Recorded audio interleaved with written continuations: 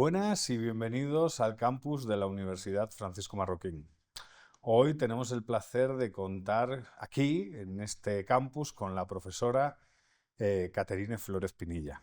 La profesora Pinilla es profesora en la Universidad del Externado y es una gran especialista en todo lo que tiene que ver con el estudio del terrorismo y de la carrera criminal. Y quizás la primera pregunta, ya que estamos aquí en una tertulia informal, Sí. es ¿qué motiva la conversión de un ser humano en un guerrillero o en una guerrillera, ¿no? En definitiva, en una persona que va a cometer actos violentos, actos terroristas, que va a provocar el caos e intentar subvertir el orden, digamos, social y constitucional tal y como lo conocemos? ¿Qué explica esa transformación, no? Bueno, pues en mi experiencia en el estudio de las guerrillas y movimientos guerrilleros y grupos terroristas, encontramos que no solo es la motivación ideológica la que lleva a una persona a querer ingresar a un grupo armado o incluso salirse del grupo armado, aunque hay un sesgo en los estudios que creen que es la única determinante o factor influyente.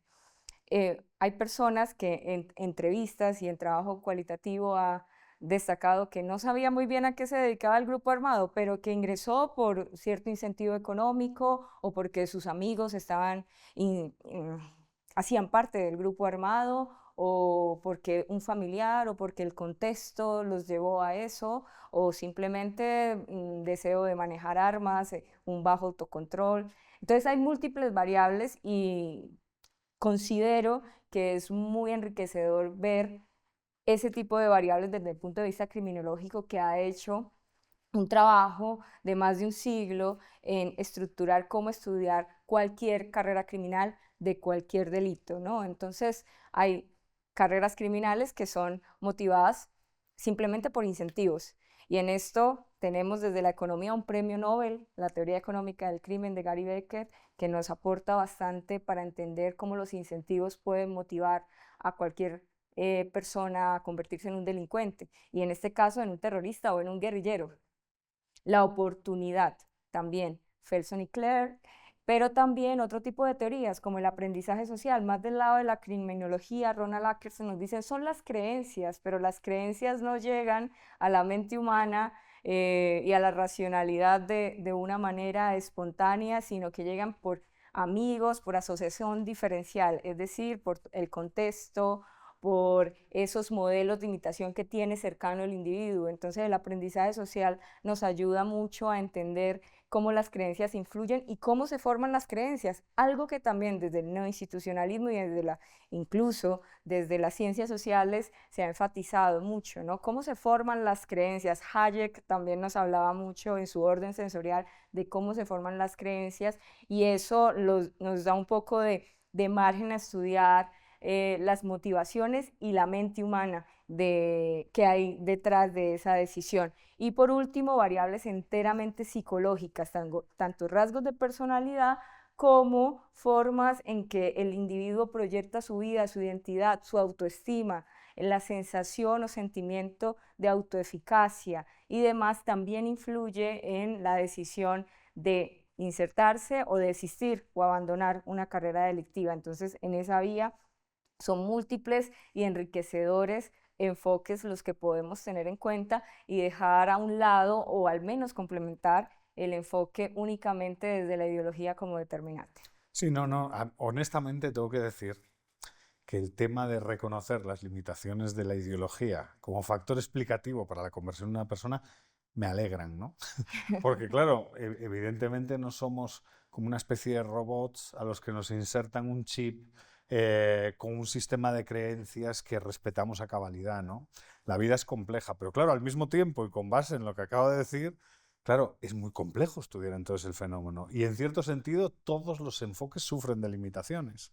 Así es. Por ejemplo, en el aprendizaje social, Ronald Ackers dice, cualquier delincuente tiene la motivación de cometer un acto delictivo si tiene unas creencias y unas definiciones favorables que lo impulsen a cometerlo, pero deja de hacerlo o abandona su carrera criminal cuando sus creencias cambian.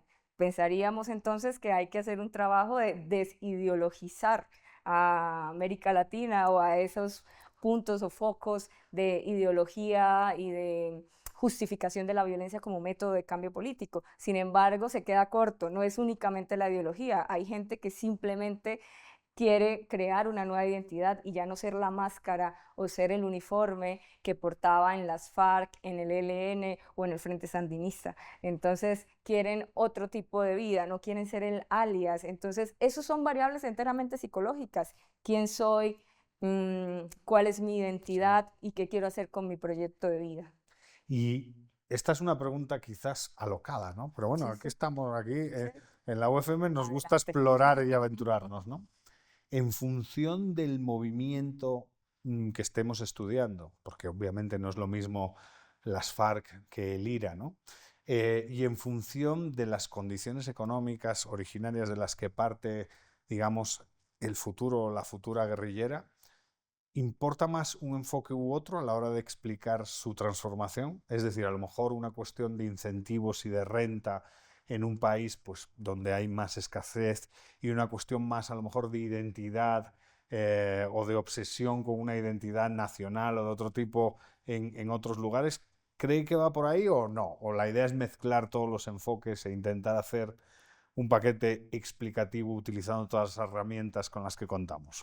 Así es, la idea es poder combinar y también hacer como una triangulación con el medio y con lo que está pasando. Lo que has dicho de IRA, incluso ETA, se ha explicado sobre todo desde el punto de vista del aprendizaje social y de las ideologías, ¿no? Cómo esas definiciones alrededor del nacionalismo eran tan intensas y arraigadas en la época del franquismo, pero después del franquismo hubo como una inversión o podríamos decir que un debilitamiento del argumento y con eso del arraigo y de la motivación ideológica de cierta violencia. Entonces, la opinión pública también castigó mucho a ETA, que lleva a debilitarse en la medida que también cambiaron las definiciones de la gente.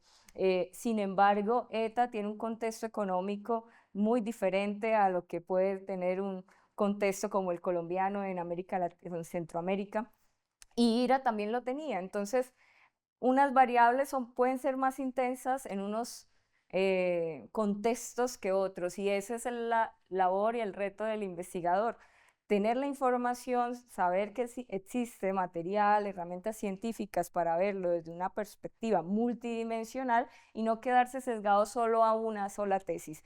Creo que desde la política incluso esto tiene implicación en los procesos de paz, porque si asumimos que la causa es netamente ideológica, pues hacemos una negociación política. Claro, ¿Qué cambios en la Constitución claro, quiere, no? ¿Qué claro. cambios en la Constitución quiere ETA? ¿Qué cambios en la Constitución quiere las FARC, el ELN en estos momentos en Colombia o cualquier grupo armado que se diga ideológicamente motivado? Pero si la causa no es únicamente ideológica, nos da un mundo de posibilidades y la política también debe responder de manera diferente, tanto en una negociación como en la parte jurídico-penal. No, pero definitivamente ese tema es muy relevante, porque claro, si uno literalmente toma un solo enfoque como la verdad, la limitación, o sea, nuestra comprensión de la realidad se ve realmente limitada. Y en el caso de la ideología, con el ejemplo que has puesto, es realmente preocupante porque realmente todo se politiza y no son todo causas de naturaleza política. Hay cuestiones asociadas, pues eso, al grupo de pares, cuestiones asociadas a tu situación de renta, cuestiones asociadas a la pérdida de identidad, que explican ese viaje hacia la radicalización. No sé si es un viaje hacia la radicalización, pero claro, no es ideología. Entonces, si el proceso de paz confía solo en el factor ideológico, lo que estamos a lo mejor es intoxicando todavía más la sociedad y generando todavía más problemas al interior de la misma. Claro, generando incentivos a que se perpetúen esas formas de violencia porque se han legitimado por proceso político y ya tienen unos incentivos para que a largo plazo se formen más o que haya el fenómeno de la reincidencia con mayor intensidad, incluso variables que uno pensaría tal vez nunca han estado en la mesa de negociaciones como la edad.